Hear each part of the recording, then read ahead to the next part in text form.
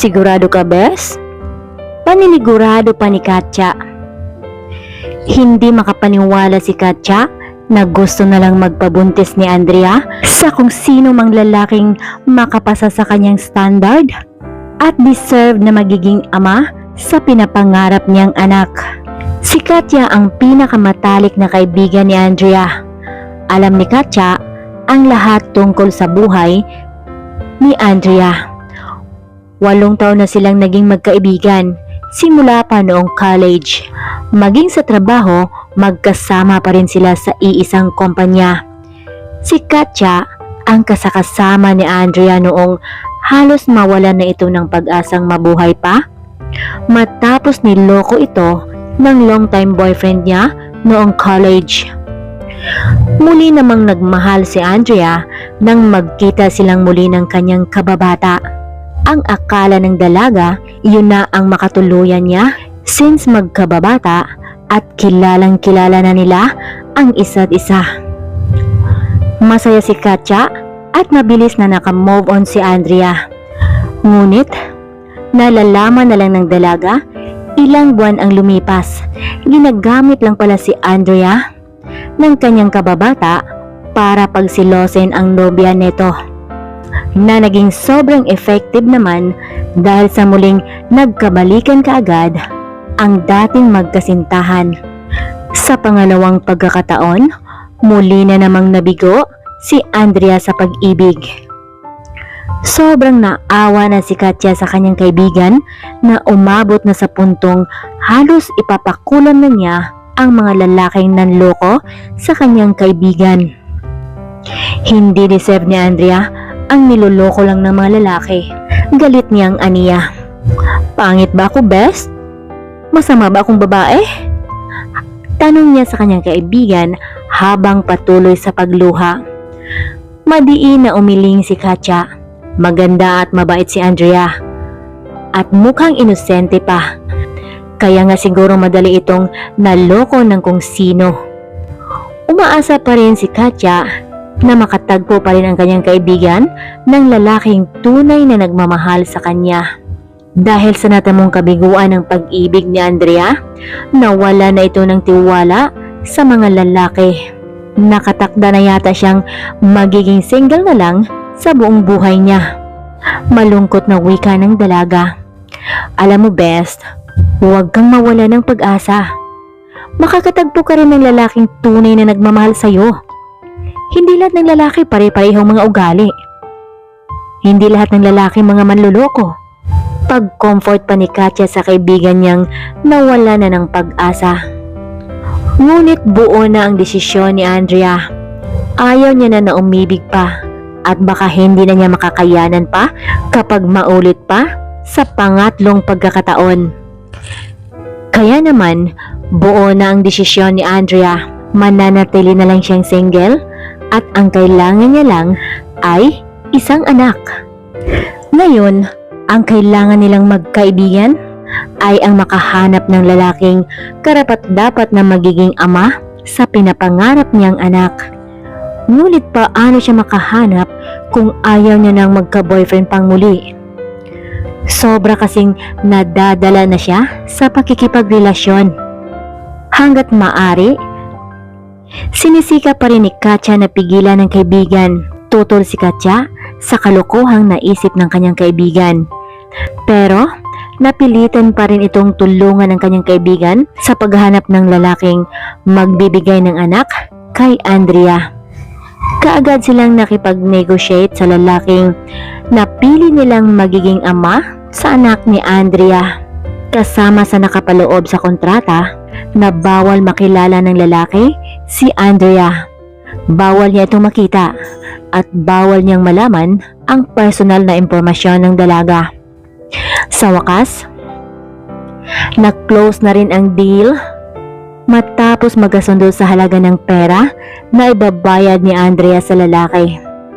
Inaantay lang nila ang petsa na fertile ang dalaga, saka sila magkikita ng lalaki sa isang hotel. Samantala, inaamin ni Andrea na sobra siyang kinakabahan ngayon na dumating na ang tamang panahon. Sino ba naman ang hindi kakabahan kung first time mo palang na maranasan sa buong buhay mo na isuko ang iyong pagkababae, lalong-lalo na sa lalaking hindi mo man lang kakilala. Kung sa bagay, mas gusto pa niyang magpabuntis na lang sa isang lalaking wala siyang relasyon at hindi niya kakilala kaysa malahian ang anak niya ng isang manluloko at babaerong lalaki katulad ng mga naging kasintahan niya. Ngunit para sa inaasam niyang anak, sisikapin niyang magiging matatag siya. Lord, this is it. Paulit-ulit pa nabigkas ni Andrea. Mamayang gabi na, magaganap ang kinatatakutan ng dalaga. Linggo noon. Kaya naman, buong araw siyang nasa loob lang ng kanyang apartment. Inihanda na niya ang kanyang sarili para sa magaganap mamayang gabi. Nang biglang tumunog ang cellphone ni Andrea sa kaligitnaan ng malalim niyang pag-iisip, ang matalik niyang kaibigan na si Katya pala ang tumawag. Kumusta ang baliw kong kaibigan? Ready ka na? Ano best? Hindi na talaga magbabago yung isip mo? Try to think again and again, best, while you still have a time to back out. Pangungumbinsi pa ni Katya at umaasang makikinig ang kanyang kaibigan. Subalit, itinuloy pa rin ni Andrea ang naunang plano. Wala nang nagawa si Katya, kundi ang suportahan na lang ang kabaliwang naisip ng kanyang kaibigan. Lingid sa kalaman ni Katya, kanina pa hindi mapalagay si Andrea dahil sa sobrang kaba. Ayaw nilang nang magpahalata sa kaibigan, baka mas lalo pa itong mag-alala sa kanya. Pero wala na talagang atrasan to, aniya pa. Nakapag-down payment na siya ng kalahati sa lalaking magbibigay sa kanya ng sperm na may taglay na magandang lahi. At bukod pa doon, baka hindi na maulit ang chance na ito. Dahil sa totoo lang, hindi biro ang maghanap ng lalaking aangkop sa qualification na kanyang hinahanap. At isa pa, hindi na siya bumabata. Mag-28 na kaya siya nitong taon.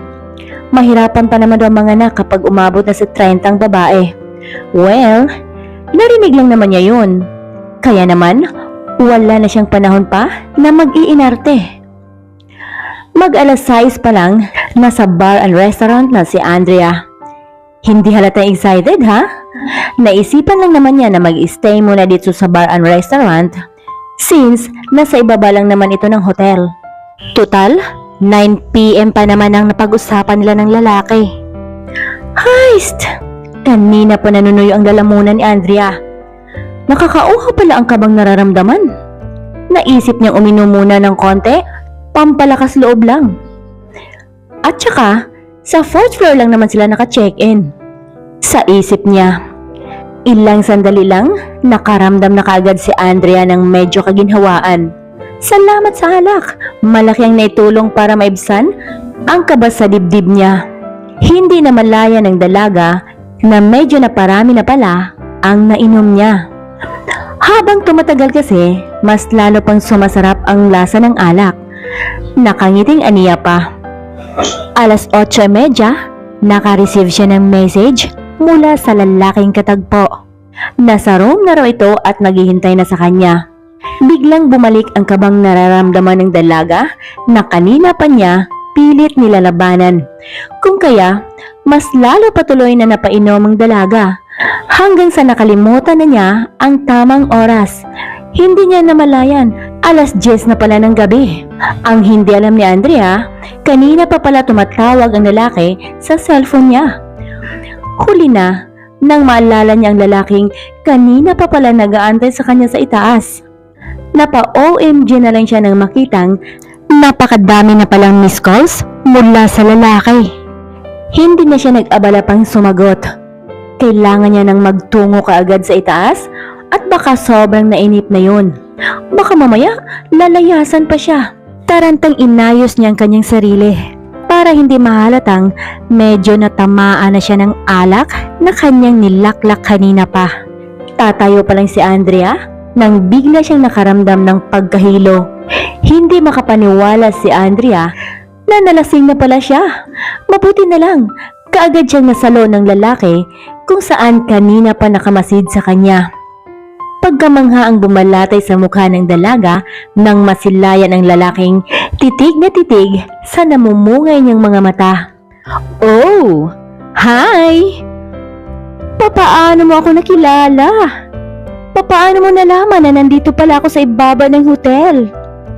Puno ng pagkamanghang tanong ng dalaga na para bang nakakita ng artista habang pilit na nilalabanan ang pagkahilong nararamdaman.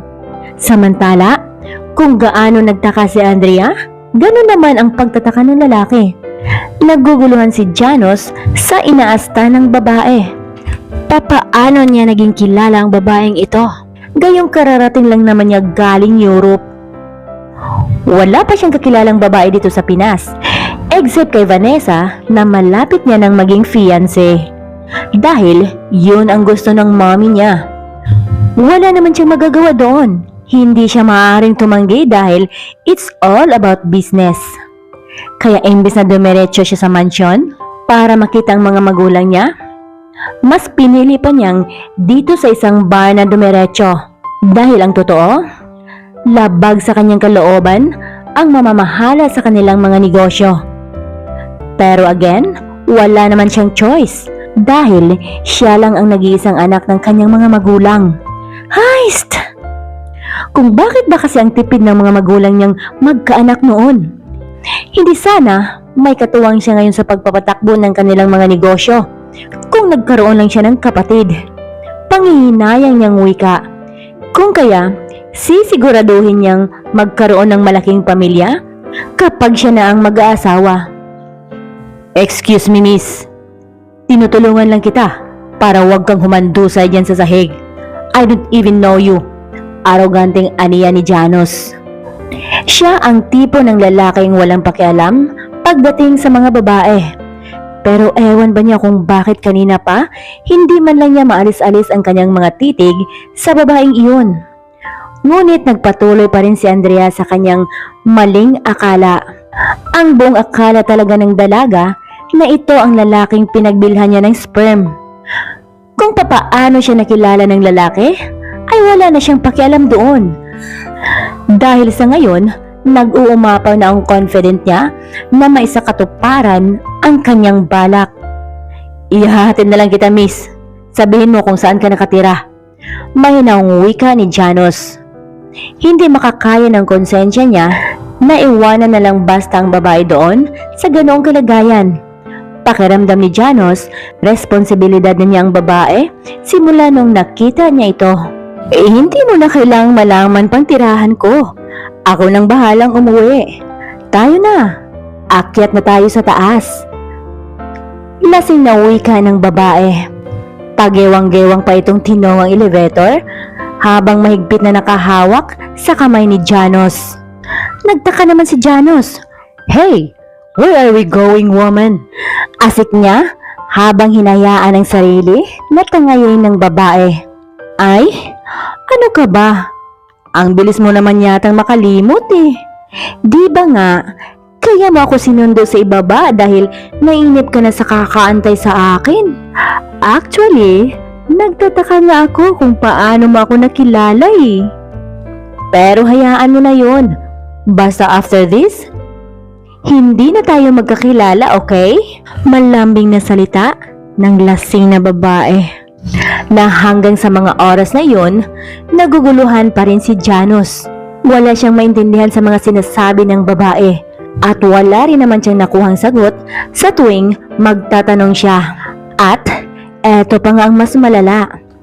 Dahil hindi na maalala ng babae ngayon ang sinasabi nitong room number nila ng lalaking katagpo. Sa halos isang oras nilang magkausap, naiintindihan ni Janos na may imimit itong lalaki. Ngunit sa tingin ng binata, parang nag-aalangan itong sumipot. Kaya siguro naglalasing muna ito. At ang mas malala pa, siya lang naman ang lalaking inaakala ng babae na katagpo niya ngayong gabi. Napapailing na lang si Janos. Kahit pangalan nga ng babae, hindi pa niya alam eh. Hay, ano ka ba? Bakit hindi mo na maalala ang room number natin? Di ba nanggagaling ka lang dito kanina? Untag pa ng babae na talaga namang iniisip na siya ang lalaking katagpo nito ngayong gabi. Halata sa aura ng babae ang pagod at antok na. Kaya naman, nakaramdam na siya ng awa dito. Gustong sabihin ni Janos na oo nga. Alam niya ang kanyang room number, of course. Dahil dito rin naman siya naka-check-in sa hotel na ito. Pero hindi nakikinig ang babae. Kahit ilang beses pa niyang ipinaliwanag ito. Kanina pa sila naghihilan dito sa hallway.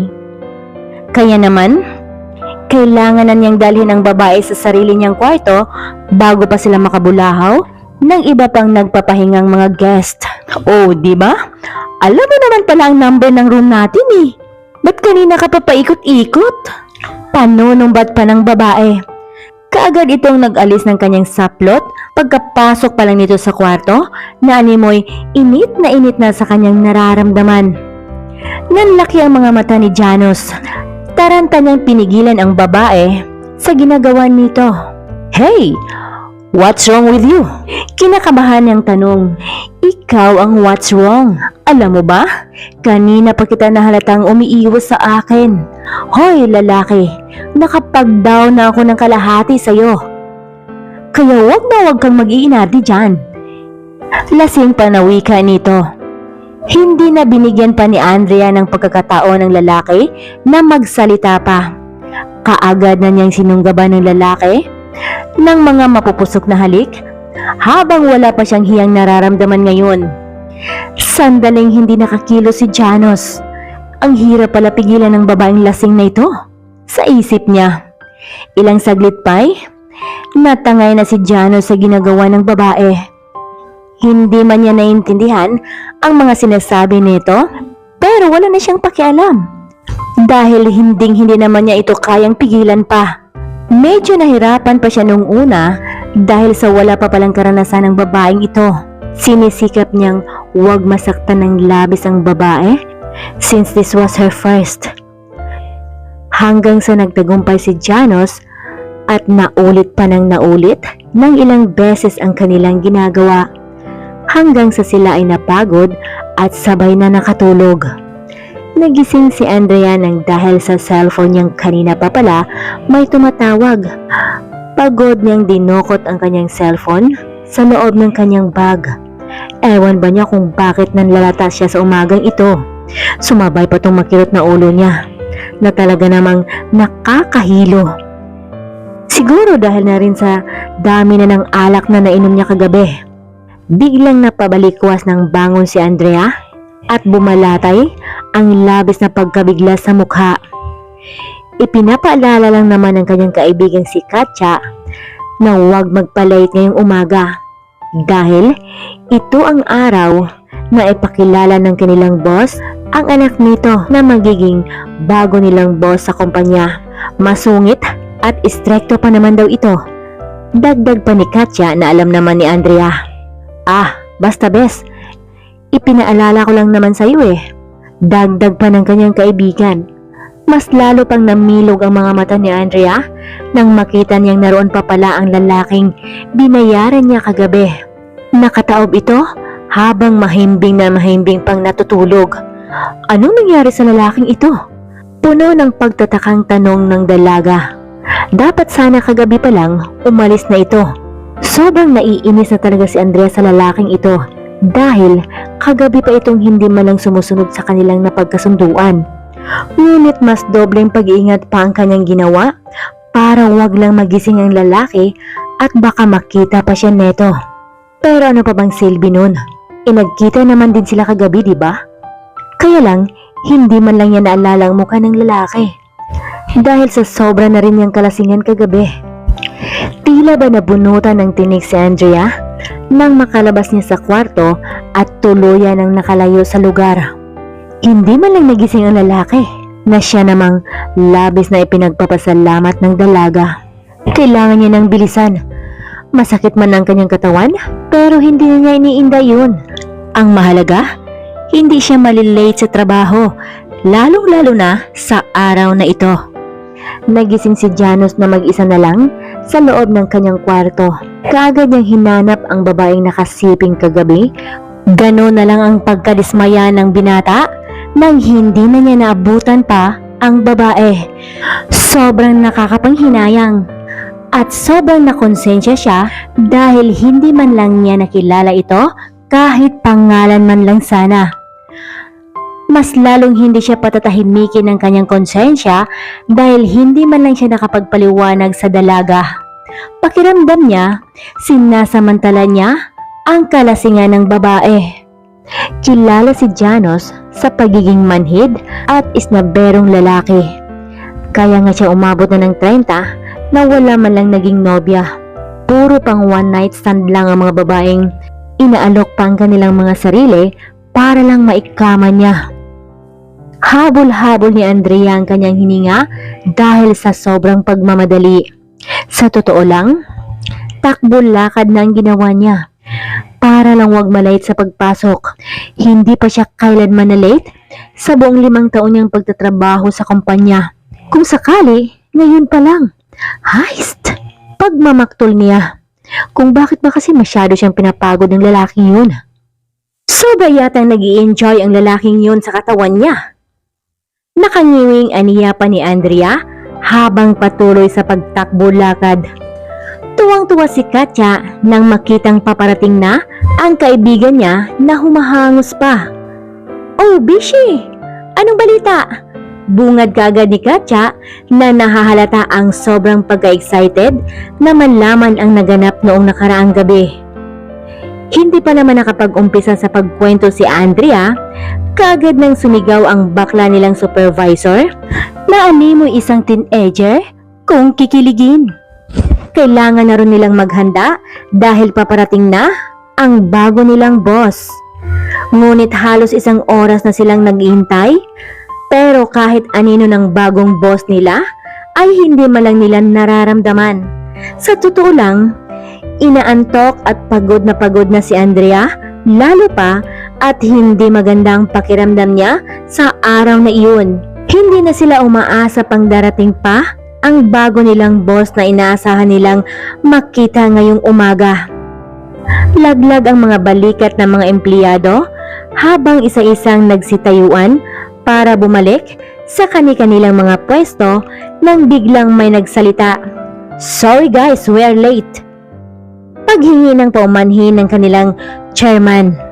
Kasama nito ang isang lalaki sa kanyang likod na bagamat nakabusangot pero hindi maitatangging tagline ng lalaking ito ang perpektong tindig, magandang katawan at may nakakaakit na mukha. Hindi mapipigilang mapanganga ang mga kababaihan, but of course, lalong-lalo na ang malandi nilang baklitang supervisor. Pero iba si Andrea, hindi man lang naapektuhan ng dalaga sa taglay na gwapong aura ng bago nilang boss. Kaya naman, kaagad na nakuha ni Andrea ang atensyon ni Janos. Napako ang paningin ni Janos nang dumako ang mga mata niya sa babaeng nakatayo lang sa isang tabi. Walang duda na ito ang babaeng kasama niya kagabi lang. Ang babaeng laman ng kanyang isip mula pa ng kanyang pagising. Sumilay ang magandang ngiti sa labi ng binata. "Dito lang pala kita mahahanap," sa isip niya. Ngunit, papaano niya maipakilala ang kanyang sarili? Papaano niya maamin sa babae na siya pala ang lalaking kasama nito noong nagdaang gabi? Sobrang nasisiyahan ng daddy ni Janos sa ipinapakita nitong interes ngayon sa kanilang kumpanya. Ang dating walang kaganag-gana niyang anak na humawak ng kanilang negosyo, ngayon ay sobrang sipag na kung pumasok sa kanilang opisina. Hanggang ngayon, sinisika pa rin ni Janos na mapalapit pa rin kay Andrea na sobra ang pagkailap sa kanya. Hanggang sa nalaman ni Janos ang pagdadalang tao ni Andrea sa pamamagitan ni Katya. Alam ng binata na walang dudang siya ang ama ng bata na dinadala ngayon ni Andrea. Nauna nang inamin ni Janos kay Katya ang buong katotohanan. Sobrang nagulat ito, ngunit baka sa mukha ni Katya ang tuwa dahil ngayon sigurado siyang hindi na mag-iisa ang kanyang kaibigan. Gustong pakasalan ni Janos si Andrea. Hindi dahil sa pinagbubuntis nito na anak niya, kundi dahil mahal na mahal niya ito. Mahal niya na si Andrea. Una pa lang niya itong nakita at mas lalo pa niyang minahal nang makilalang lubusan ang dalaga. Naiiba si Andrea sa lahat ng mga babaeng nakilala ni Janos. Madamdamin niyang paliwanag kay Katya. Nangangako si Katya na tulungan ang kanyang boss na si Janos na mas lalo pang mapalapit kay Andrea. At nagbunga naman ang pagtitiyaga ni Katya. Si Janos na mismo ang nagpaliwanag kay Andrea na noong una ay hindi siya makapaniwala. Ngunit kalaunan, naintindihan at natanggap na rin ni Andrea na si Janos talaga ang lalaking nakalaan para sa kanya. Sa kabilang banda, mas lalo pang natuwa ang daddy ni Janos at labis itong nagpapasalamat kay Andrea dahil binago nito ang pananaw ni Janos sa buhay. Nang dahil kay Andrea, nabuo ni Janos ang isang masayang pamilya.